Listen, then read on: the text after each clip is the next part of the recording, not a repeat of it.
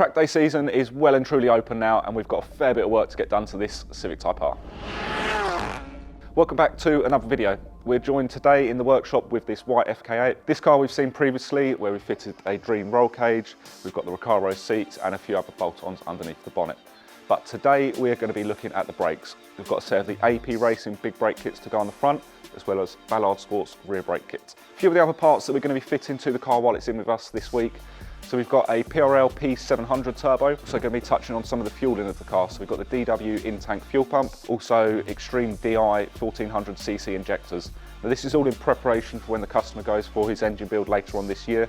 So we just wanted to get some of the fuel in and the air in through the turbo addressed beforehand, seeing if we can eke just a little bit more power out of the car before going ahead on the big engine build. That's the parts covered off, so let's have a quick look at all the parts that we're going to be installing this week. First up is going to be aesthetics mod. It's a Seibon bonnet and it's also vented on the side, so that's going to help when the under bonnet temperatures get quite hot on track. It'll help expel a little bit more air than what's currently being done on the car. Moving over to the turbo, let's have a look at the P700.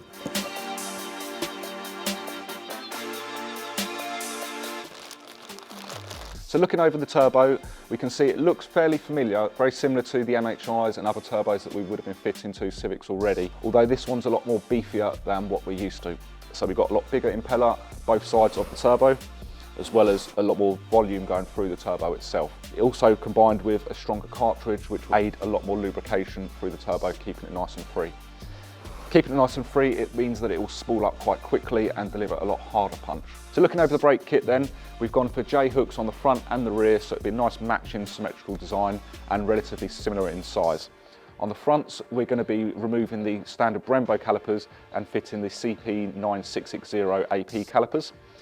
On the rear, we use these brackets here, which will extend out the current caliper, just accommodating for the larger rear discs. Moving back over to the fueling side of things. So first up is the DW fuel pump. Now we've got good access to this as the car's stripped out already, so we get nice and easily on top of the tank. But doesn't look too dissimilar to standard, so relatively straightforward fit, that one. Likewise, again, looking relatively similar to standard, is you've got the XDI injectors, and there it should just be a straight fit for us as well. Once we've got that all completed, the car will be back with Romain on the dyno, again to see if we can eke out a little bit more power. That's a quick intro to the parts that we're going to be fitting this week, so we'll get the car onto the ramp now and we'll start getting them fitted up.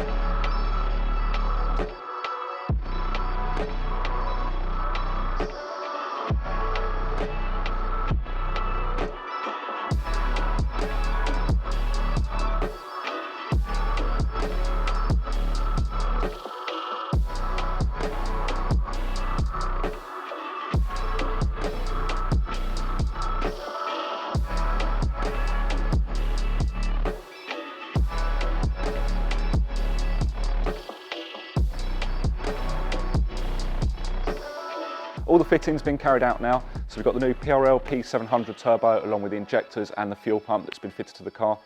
That will need to go through a braking procedure, so in the next few miles we'll get the procedure carried out and then get the car ready for tune-in next week.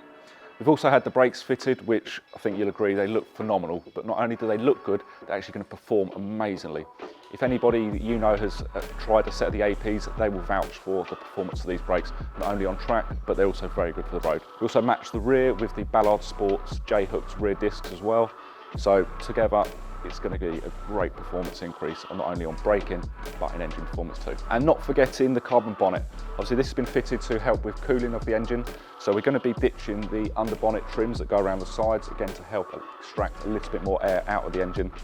And also, while the customer's in with us, he's asked us to fit one of the new Facelift 2020 front grilles.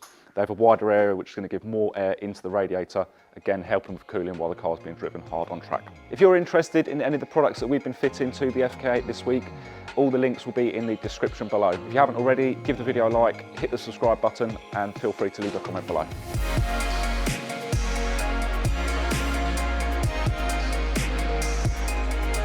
If you're interested on finding out the results from what's happened today, we'll be back with Romain in a week or so's time. So make sure you go over to our YouTube shorts, subscribe to the channel, and we'll cover all the results of what's happened with the new turbo and the fueling kit that's gone into the car. But for now, I'm going to get out and road test and get these brakes bedded in.